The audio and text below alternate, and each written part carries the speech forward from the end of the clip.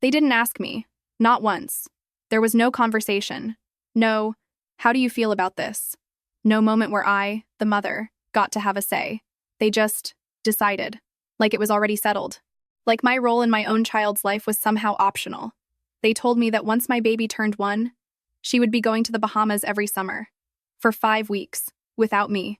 And when I said no, not aggressively, not dramatically, just no, everything shifted. Suddenly, I wasn't a mother setting a boundary. I was difficult, disrespectful, overreacting. The problem, like I had done something wrong just by hesitating. And the more they pushed, the more I realized something that honestly scared me. They weren't asking for permission. They were expecting compliance. And I keep coming back to this one question. When did it become unreasonable for a mother to want to keep her baby close? Because from where I'm standing, sending a child to another country for weeks at a time with people you barely know doesn't feel normal. It feels irresponsible. So now I need to know, did I cross a line by saying no? Or am I the only one here who remembers that she's my child, not theirs? So for context, I'm a first-time mom. My baby is only a month old. A month.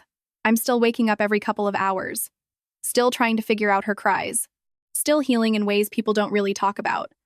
Some days I don't even recognize myself in the mirror. And then there are those quiet moments when it's just me and her. She's asleep on my chest, so small, so fragile, and I feel this overwhelming wave of love. But right behind it, fear. Because now, I'm responsible for everything. Her safety, her comfort, her entire world.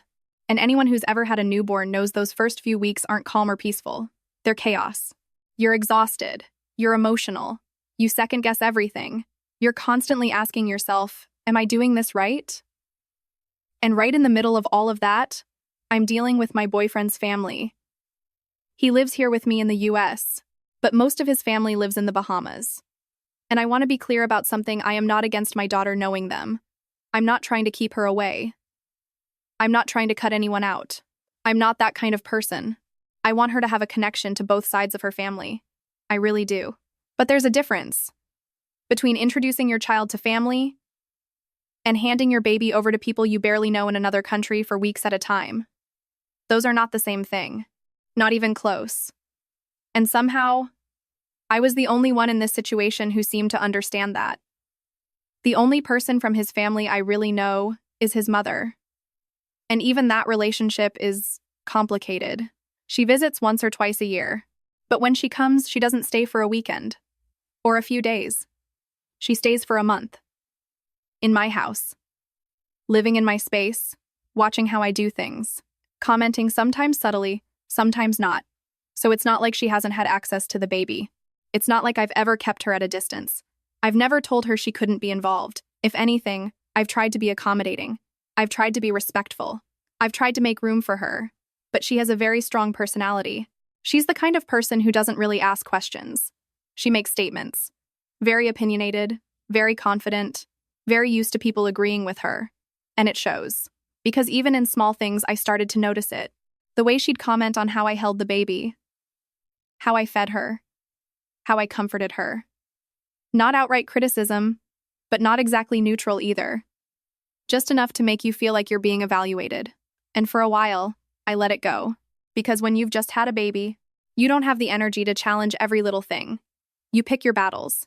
Sometimes people say something, and you just nod, because you're tired, and you don't want every conversation to turn into tension. So I told myself it was harmless. Just opinions, just generational differences. Just one of those, this is how we did it back then, situations.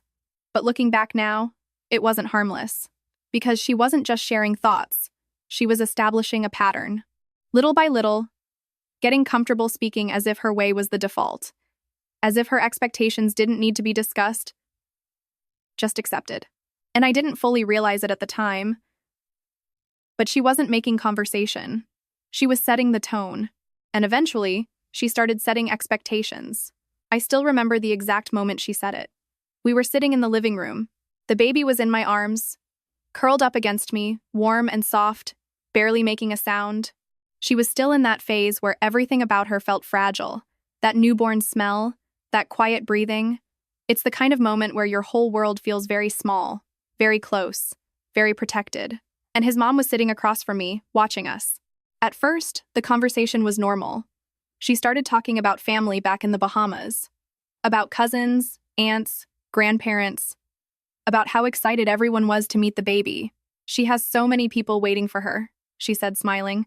They're all asking about her already. And I nodded, because that part made sense.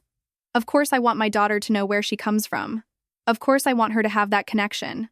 I even said it out loud. Yeah, I'd love for her to meet everyone someday. And that's when it shifted. She leaned back slightly, like she was settling into something already decided. Oh, she will, she said casually. Once she turns one, she'll come to the Bahamas every summer. I remember blinking, just processing. She continued, like she was explaining something obvious. For about 5 weeks. That's how we do it. It's important for children to spend real time with their family. 5 weeks.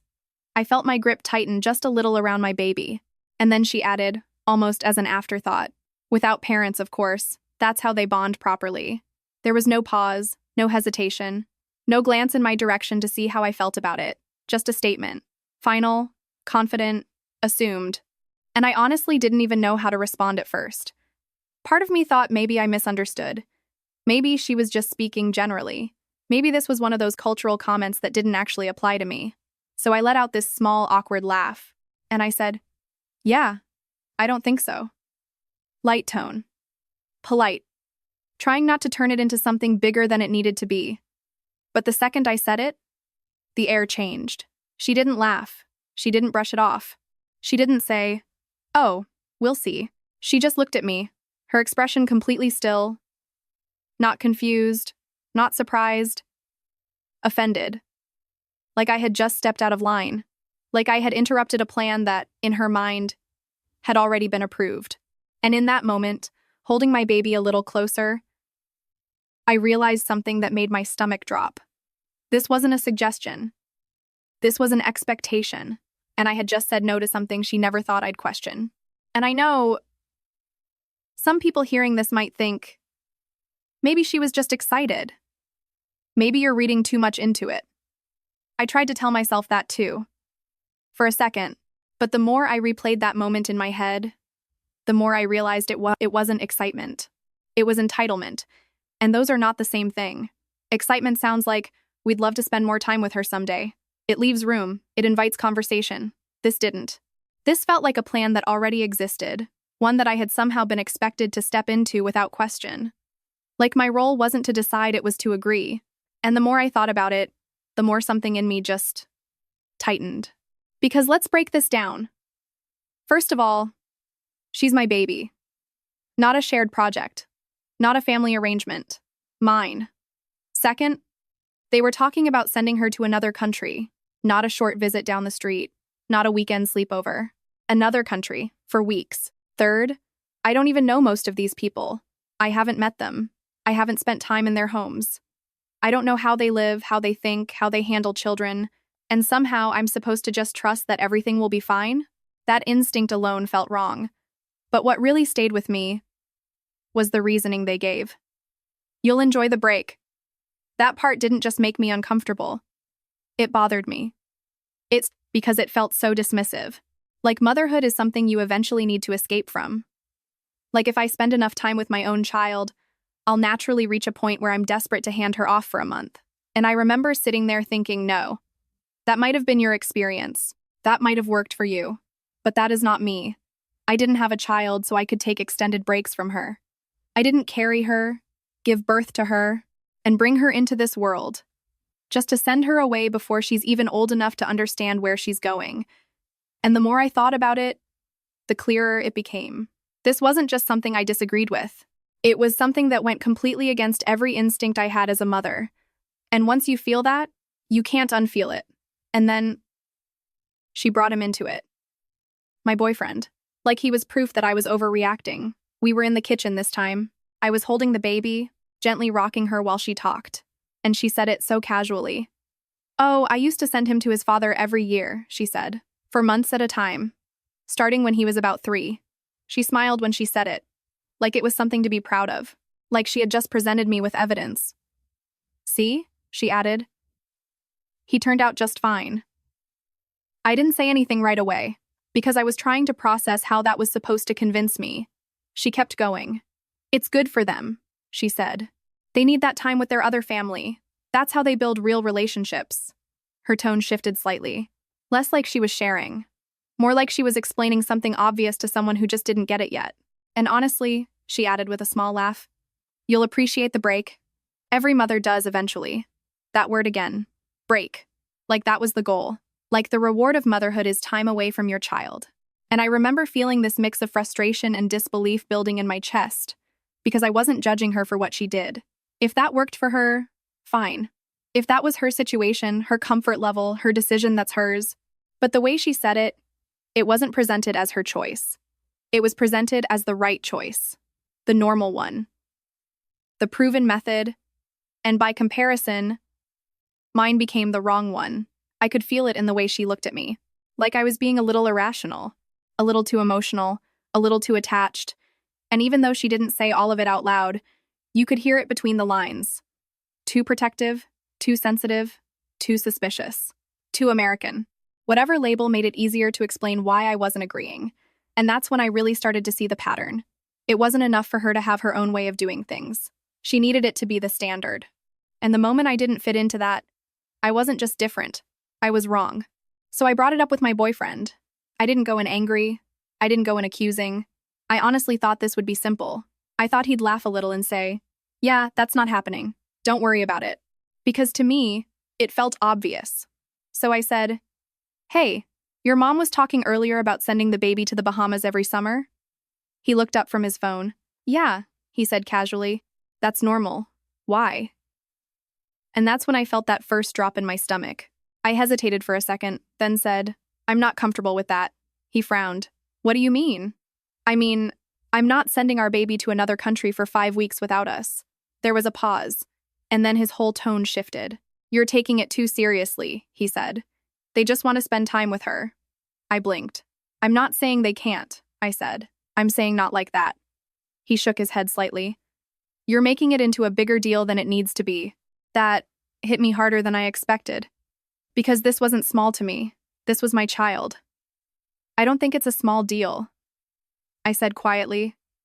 She's a baby. They're her family, he replied, a little sharper now. They're not strangers. I looked at him. They are to me. That hung in the air for a second, and I could see it in his face. That's where it became personal for him. So, you don't trust my family? He asked. And that question, it was loaded. Because no matter how I answered, it was going to sound wrong. I took a breath. I don't trust people I don't know with my child, I said. Simple. Honest. But he didn't hear it that way. He let out this short, frustrated laugh. That's kind of messed up, he said. You're acting like they'd do something to her. That's not what I said. But that's what it sounds like. And suddenly, we weren't having the same conversation anymore. I was talking about safety. He was hearing accusation. I'm her mother, I said, trying to stay calm. I have to be careful. That's my job. And I'm her father, he shot back. And I trust my family. There it was. That line. Drawn. Not between right and wrong, but between us. And that's when it really hit me. This wasn't just his mom saying something out of line. This wasn't just a misunderstanding. He genuinely didn't see the problem. And what shocked me the most wasn't that his family expected this. Families expect things all the time. What shocked me was that he seemed offended by me saying no. Like my first responsibility wasn't to our child's safety, but to making sure his family felt included. Like I was supposed to ignore my instincts just to avoid hurting their feelings. And in that moment, this stopped feeling like a weird conversation and started feeling like something much bigger. A boundary. One that I was going to have to defend, even if it meant standing alone. Here's what nobody seemed to understand. Or maybe they just didn't want to. Because this was never about me being petty. It wasn't about me trying to punish his family. It wasn't about me thinking they were bad people. It wasn't about control or ego or proving a point. This was about responsibility, the kind that doesn't go away just because other people feel offended. Because the reality is a child that young cannot protect themselves. A baby can't tell you if something feels wrong. They can't explain discomfort. They can't describe fear. A toddler might have words, but not always the understanding to use them in the right way. And a young child, they don't process separation the way adults think they do. They don't understand why they're suddenly in a different place, with different people, without the person they rely on most. And somehow, I was expected to ignore all of that, just because it made other people uncomfortable to hear no. I tried to explain it, more than once. I said I wasn't comfortable. I said I didn't know those relatives. I said sending her to another country raised the stakes completely. That this wasn't the same as leaving her with a babysitter down the street. That this wasn't a casual decision. I said I would never send my child away for weeks without me or her father there. To me, that felt like basic parenting. But somehow, everything I said kept getting translated into one thing: she doesn't trust us. And the truth is, yes, that is part of it. Because I don't believe trust should be automatic. Not when it comes to a child, not when it comes to safety. I don't care what title someone holds. Family is not a guarantee. It's not a safety check. It's not a free pass. Trust is built. It's observed. It's experienced. It's earned over time. And I hadn't had any of that with most of these people. So no, I wasn't going to act like everything was fine just to make the situation easier for everyone else. Because to me, good parenting isn't about avoiding conflict. It's about making decisions that protect your child, even when those decisions make other people uncomfortable. And honestly, I think a lot of people hide behind the word family because it saves them from having to prove they can be trusted. But when it comes to my child, that's not enough. After that first conversation, I honestly thought that would be the end of it. I thought I had been clear. I thought no meant something, but it didn't. Because it didn't go away. It just changed shape. It started with little comments. The kind that sound harmless on the surface, but don't feel harmless when you hear them over and over again. "Oh, she's going to love it there," his mom said one afternoon, smiling like it was already decided. Another time, "She needs to know her people. That's important." Then casually, while I was feeding the baby, "You'll see, once she gets older, you'll want a break." Always that word, break. Like they were planting the idea in my head, waiting for it to take root. And then there were the more subtle ones. "It's good for children to spend time with extended family. We've always done things this way. That's how strong families stay connected." None of it sounded aggressive. None of it was said in a raised voice. But that almost made it worse. Because it wasn't confrontation, it was persistence. A slow, steady pressure. Like they weren't trying to convince me directly, they were trying to wear me down. Testing. Seeing if my no would eventually soften into a maybe. And every time it came up, I felt it. That same tightness in my chest. That same internal pause where I had to decide again. Do I push back? Or do I let it go? Just to keep the peace. Because the truth is, it was never framed as a real conversation. No one ever said, "Let's sit down and talk about what you're comfortable with." Instead, it always came back as this quiet assumption that I would eventually come around. That my resistance was temporary. That I was just inexperienced. That I didn't understand yet. Like I was the one who needed to grow into their expectations. And there is something incredibly frustrating about that. About sitting in your own home, holding your own child, and listening to people talk around you like your role in the decision is just a phase they have to wait out. Like you're not the one making the decision, you're just the obstacle delaying it. And slowly, I started to dread it. The comments, the conversations, the tone, because I knew exactly how it would go every time. Either I stayed quiet and let them keep pushing, or I spoke up and became the problem. The difficult one. The unreasonable one. The one causing tension in the family. And after a while, it stopped feeling like a disagreement and started feeling like pressure I was constantly being asked to give into, little by little, conversation by conversation, until my no didn't feel like a decision anymore. It felt like something I had to defend. But the part that really got to me wasn't his mother. I expected that from her. She's his mom. She has her own beliefs, her own way of doing things, her own idea of what's normal. I could understand where that was coming from even if I didn't agree with it. But him? That was different. Because I needed him to understand me. I needed him to be the one person in that situation who looked at me and said, "Hey, I see why this makes you uncomfortable." Not because he had to agree with everything I said, but because we're supposed to be a team. And instead, it felt like I was standing on one side of the room alone, and he had already chosen the other. He kept saying I was being unfair, that I was treating his family like strangers. And I remember just looking at him and saying, "They are." There was this silence after I said it. Heavy. Uncomfortable. But I didn't take it back. Because it was true. To me, they are strangers. I haven't met most of them. I haven't spent time with them. I don't know how they live. I don't know how they handle children. I don't know their homes, their habits, their boundaries, their temperaments, any of it. And somehow, I'm supposed to ignore all of that just because of a word? Family. That's all it takes? That word is supposed to override instinct, caution, responsibility? That idea honestly scared me, because what I was hearing wasn't just disagreement. It was dismissal. It was him telling me without saying it directly that my concerns didn't matter as much as keeping his family comfortable. That their expectations carried more weight than my instincts. And that hurt. More than anything his mom said, more than the comments, more than the pressure. That hurt. Because in that moment, I didn't feel like I had a partner. I felt like I was negotiating alone for something that shouldn't have been negotiable in the first place. And the worst part? I started to realize, if he didn't understand this, then I might be the only one in that room truly prioritizing our child. And that's honestly the most frustrating part of all of this. Because I wasn't saying no to everything. I wasn't trying to shut anyone out. I wasn't saying, she'll never meet them. I wasn't saying, they don't matter. I wasn't saying, I don't want them in her life. That's not what this was. In fact, I said the exact opposite.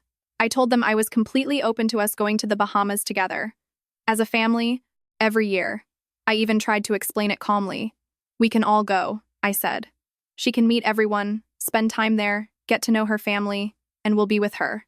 To me, that felt like the obvious solution. The healthy one. We go together. She's safe. She's comfortable. She's not suddenly separated from everything she knows. And at the same time, she still builds those relationships. That should have been enough. If the goal was really connection, if the goal was really about family, that should have solved it. But it didn't. And that's when something clicked for me. Because their reaction wasn't relief. It wasn't, that sounds like a great idea. It was resistance. Subtle at first. But it's not the same. They need time alone with her. That's how real bonds are formed. And that's when I understood. This wasn't just about seeing her. It wasn't just about being part of her life. They didn't just want access. They wanted control. They wanted her there without me. They wanted the version of this situation that they had already imagined in their heads. And me being present, me staying involved, me setting limits, that ruined it. And that realization changed everything for me. Because when someone pushes back that hard against a reasonable boundary, you have to stop and ask yourself why. Why is my presence a problem? Why is safety negotiable? Why is, we can do this together, not enough? And the answers to those questions, they didn't make me feel better. They made me more certain, more grounded, more firm in what I already knew. That this wasn't something I needed to compromise on. Not even a little. At some point, the conversation shifted. And suddenly, it wasn't just about family anymore. It became about culture. And I could feel the tone change immediately. This is how we do it. And this is normal where we come from. You don't understand our culture. And I remember pausing for a second because I knew I had to be careful. I'm not ignorant to the fact that different families do things differently. I understand that traditions exist. I understand that in some cultures, it might be more common for children to spend extended time with relatives. I'm not dismissing that. I'm not disrespecting that. But the more they leaned on that word culture, the more something started to feel off. Because the way they were using it, it wasn't to explain. It was to override, to shut down the conversation, to make it seem like my discomfort wasn't valid, just because it didn't align with their expectations. And that's when it really clicked for me. This wasn't about helping me understand something different. This was about getting me to accept something I didn't agree with. Because culture is not a free pass. It doesn't erase consent. It doesn't cancel out instinct. It doesn't mean a mother stops being the decision maker for her own child. And yet, that's exactly how it was being used. Like if I pushed back, I wasn't just disagreeing. I was being disrespectful, close-minded, difficult, unwilling to honor where they came from. But here's the thing, I can respect your culture without surrendering my boundaries. I can acknowledge your traditions without making them my own. And I can support my child having a connection to her background without giving up my role as her mother.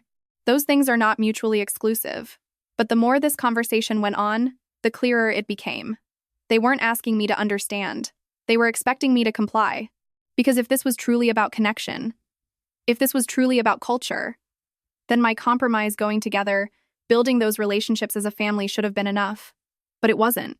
And that's when I stopped seeing this as a cultural difference and started seeing it for what it really was. Control, disguised as tradition. And once you see that clearly, it's impossible to ignore. And if I'm being completely honest, the part that unsettled me the most wasn't just what they were asking, it was how it made me feel. Exposed. Because there's something people don't really talk about when you become a mother. Especially for the first time, people start watching you differently. They test you. Not always in obvious ways. Sometimes it's small. A comment here, a suggestion there, a joke that isn't really a joke. They pay attention to how you respond, how firm you are, how much you push back, how quickly you second-guess yourself. And if they sense hesitation, they start to lean in. They push a little harder. They repeat things more confidently. They frame your discomfort as inexperience. You're just new to this. You'll understand later. You'll change your mind. And slowly, if you're not careful, your voice starts to feel negotiable. That's what this felt like. Not just a disagreement, but a test. Like they were trying to figure out early on whether I was the kind of mother who would stand firm, or the kind who would eventually give in to keep everyone else comfortable. And I hated that feeling. Because it made me realize this wasn't just about one summer trip years from now. It was about precedent. Because if I gave in here, what would that teach them? That my no doesn't really mean no? That if enough people repeat something, I'll eventually cave? That my boundaries can be softened if they're framed as culture or tradition? And that's where the cultural conversation became complicated for me, because I do respect where they come from. I understand that in some families, it's normal for children to spend extended time with relatives. I understand that closeness can look different. But respect doesn't mean surrender. It doesn't mean I stop thinking critically. It doesn't mean I ignore my instincts. It doesn't mean I step back from my role as her mother. I can acknowledge their culture without letting it override my responsibility. And that distinction matters.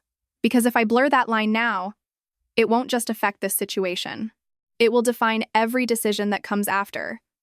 And I didn't want to start motherhood by teaching everyone around me that my boundaries were optional. So eventually, I stopped trying to soften it. I stopped adjusting my tone to make it easier for everyone else to hear. I stopped leaving little gaps in my words, those spaces people use to reinterpret what you meant into something more convenient for them. Because I realized, every time I softened it, it sounded negotiable. And this wasn't negotiable. So I said it clearly. No hesitation, no apology. My child is not going to another country without me for several weeks. And I didn't leave room for interpretation. Not as a baby. Not as a toddler. Not as a small child. And honestly, until she is old enough to speak for herself, to tell me what's happening, to understand where she is and how she feels, I'm not leaving her with almost anyone for that long. That's not fear. That's responsibility. But underneath all of that, if I'm being real, there was something deeper driving me. A fear I hadn't fully put into words yet. The fear of losing control over the most important decisions in my child's life. Because once you give that up even a little, it doesn't just stop there. It sets a tone. It creates an expectation. That your boundaries can be pushed. That your voice can be negotiated. That if enough pressure is applied, you'll eventually step back. And I couldn't let that happen. Not now. Not at the very beginning. Because this isn't just about one trip. It's about every decision that comes after it. Every moment where someone might try to step in and say, "This is how it should be done," and expect me to follow. So no, this wasn't me being cruel. This wasn't me being difficult. This wasn't me trying to keep family apart. This was me holding on to something that matters. My role. My responsibility. My authority as her mother. Because, at the end of the day, protecting her isn't optional. It's my job. And I'm not going to hand that over just to make things easier for everyone else. Of course. That didn't make anyone happy. My boyfriend still thought I was being unfair. His mother made it very clear she thought I was overreacting. And I know how these things go. Somewhere in those conversations, I became the controlling one, the paranoid one, the difficult one. Because that's what happens when a woman says no and doesn't soften it to make everyone else comfortable. But the strange thing is, The more they pushed back, the more certain I became. Because once I stopped trying to explain myself over and over again, everything got clearer. I realized something simple but important.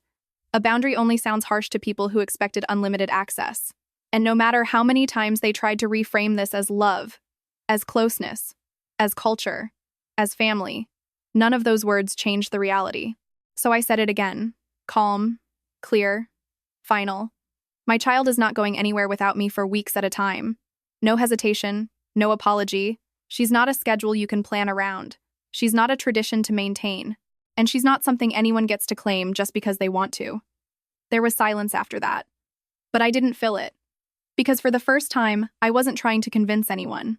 I wasn't negotiating. I wasn't softening my words to make them easier to accept. I was stating a fact. She's a baby. My baby. And if someone truly wants to be part of her life, then they can do it in a way that respects that. Because I'm not stepping back from being her mother to make this easier for anyone else. Not now. Not ever. And the truth is, I'm not against family. I'm not against travel. I'm not against my daughter growing up connected to more than one place, more than one culture. If anything, that's what I want for her. I want her to know where her father comes from. I want her to meet relatives, hear their stories, feel like she belongs to something bigger than just one home. I want her to have that sense of identity, that connection, that history, all of it. But I don't believe any of that has to come at the cost of her feeling safe, or secure, or understood. And I definitely don't believe it requires separating her from me for weeks at a time before she's even old enough to understand what's happening. Still, I'd be lying if I said I haven't questioned myself. There are moments, quiet ones, where I wonder if I'm being too rigid, if maybe I am overthinking it, if maybe this really is normal in some families, and I'm the one making it harder than it needs to be. Because when enough people push back, you start to second-guess even the things you felt certain about. But then I come back to the same feeling, the same instinct, the same quiet voice that doesn't panic, doesn't shout, just stays steady and says, "This doesn't feel right," and I've learned to trust that. So now I'm asking you, am I wrong for not wanting to send my child to another country without me for weeks, just because his family expects it? Or am I the only one here trying to be a parent first and a people pleaser second?